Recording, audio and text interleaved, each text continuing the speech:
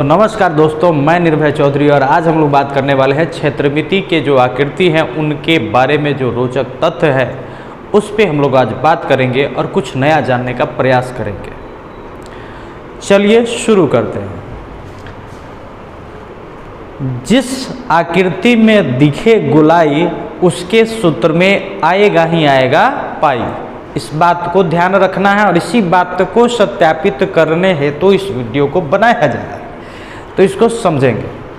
तो जिस आकृति में दिख जाए थोड़ा सा भी गोलाई तो उसके सूत्र में आएगा ही आएगा पाई।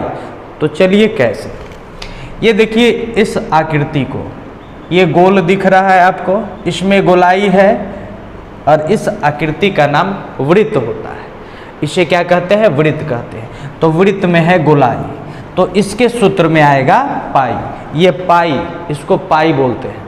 यह यूनान के अल्फ़ाबेट का एक लेटर है। चलिए इस पाई का ही बात कर रहा हूँ कि जिस आकृति में आएगा गोलाई उसके क्षेत्र को मापने के लिए, है ना, उसका परिमाप क्षेत्रफल जो भी निकालते हैं उसके लिए जो सूत्र प्रयोग करेंगे उसके सूत्र में, उस सूत्र में आएगा ही आएगा पाई। तो चलिए अब हम लोग दूसरे आकृति की ओर बढ़ते हैं। ये देखिए, ये है अर्धवृत्त। क्या है? अर्धवृत्त। ये वृत्त का जब आधा कर दिया गया तो बना अर्धवृत्त। इसमें भी है गोलाई। देखिए यहाँ से यहाँ तक गोलाई है ना। मैंने कहा जिस आकृति में दिख जाए थोड़ा भी गोलाई तो उसके सूत्र में आएगा ही आएगा पाई।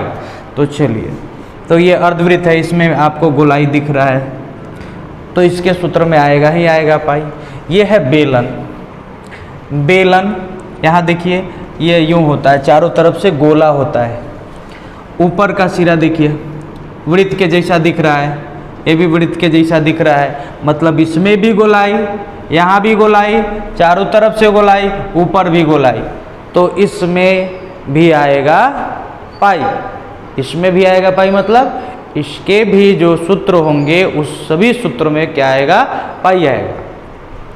अब यहाँ आता है शंकु। यहाँ पे डॉट, शंकु, शंकु, शंकु का देखिए, ये बच्चा सबको देखते हुएगा बर्थडे के दिन जो क्या करता है, टोपी पहनता है बर्थडे में, वो टोपी या फिर जोकर का टोपी। देखिएगा चारों तरफ से गोल होता है, ऊपर पतला होते जाता है और नीचे का जो सिरा होता है वो खोखला होता है।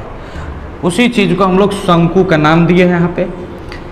इस शंकु में भी देखिए यहाँ गोलाई होता है, फिर इसका चारों तरफ से जो सतह होता है वो भी गोलाकार होता है। तो इसमें भी आया गोलाई तो इसके सूत्र में भी आएगा पाई। शंकु को जब हम आधा काट देते हैं या आधा से थोड़ा ज़्यादा भी काटेंगे तो जो आकृति हमें प्राप्त होगी उसे कहेंगे छिन्नक। और छिन्नक का देखिए ऊपर वाला भाग क्या बनेगा? गोलाकार है। ये भी गोलाई है, वृत्ताकार है वैसे कहेंगे इसको।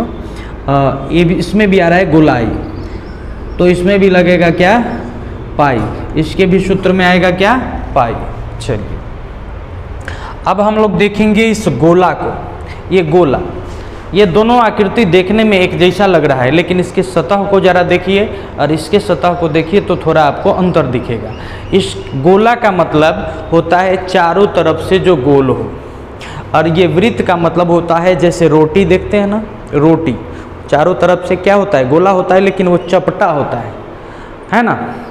लेकिन ये क्या होता है? ये चारों तरफ से गोल होता है।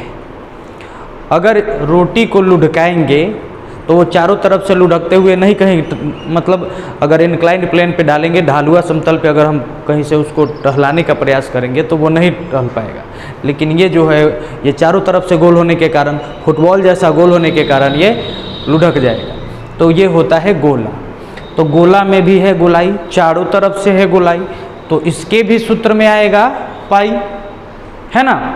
अब हम लोग जानते हैं कि हम लोग क्षेत्रफल का बात किए और आयतन का बात किए, तो आयतन उसी का हम लोग निकालते हैं जिसमें गहराई हो या ऊंचाई हो तो ही उसका आयतन निकलेगा। अब मान लीजिए बेलन में ऊंचाई होता है अगर बेलनाकार कोई जार है, पात्र है, तो उसका गहराई होगा तो इसका आयतन निकलेगा। कभी भी वृत्त का आयतन नहीं निकल सकता है, इसमें कोई गहराई नहीं होता है, इसका कोई गहराई नहीं होता है ना, इसलिए इसका आयतन कभी भी नहीं निकल सकता है ना। अर्धवृत्त है, इसका भी आयतन कभी नहीं निकल सकता है, इसमें भी कोई गहराई नहीं होता है ना। शंकु का गहराई नहीं होता है, ऊंचाई होता है ना। अगर शंकु को उल्टा कर दिया जाए तो एक बर्तन के जैसा बन जाएगा और उसमें बहुत सारा चीज़ें रखी जा सकती है, अब मतलब उसकी गहराई भी बन जाएगी, ऊंचाई ही गहराई का रूप धारण कर लेगी। तो इस तरह से शंकु का आयतन निकलेगा और छिन्न का भी आयतन निकलेगा, है ना। लेकिन कभी भी वृत्त का आयतन या अर्धवृत्त का आयतन नहीं निकलेगा, ये भी फैक्ट है, इसको जाननी चाहिए। अब देखिए, गोला को जब काटिएगा तो गोला तो चूंकि फुटबॉल अगर काटिएगा तो दो अर्धगोला के रूप में बदलेगा और दोनों खोखला होगा, ऐसा लगेगा कि प्याला है, कटोरी है ना, गांव में इसको कहते हैं, है ना। तो उसमें हम लोग कुछ वस्तु को डाल सकते हैं। जब बॉल दो पार्ट में कट जाता है, फट जाता है, तो उसका गड्ढा वाला भाग में हम कुछ डाल सकते हैं, पानी रुका सकते हैं, है ना, या फिर कोई भी चीज़ उसमें डाल सकते हैं, है ना। तो उसमें कुछ चीज़ें आ सकती है, उसकी कुछ गहराई होगी तो उसका आयतन निकलेगा। तो अर्धगोला का भी आयतन निकलेगा, गोला का भी आयतन निकलेगा।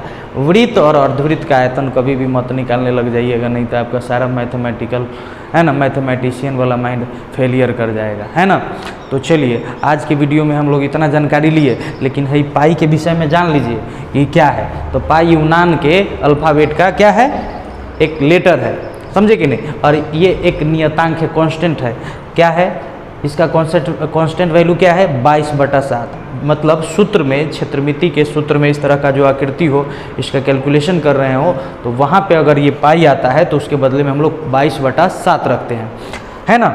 और ये 22/7 जो है वैल्यू, समझे कि नहीं, यह नियत वैल्यू है। किसी भी परिस्थिति में 22/7 ही रखते हैं। लेकिन आप लोगों को पता है कि भारत देश में दशमलव प्रणाली का ही खोज हुआ था, है ना।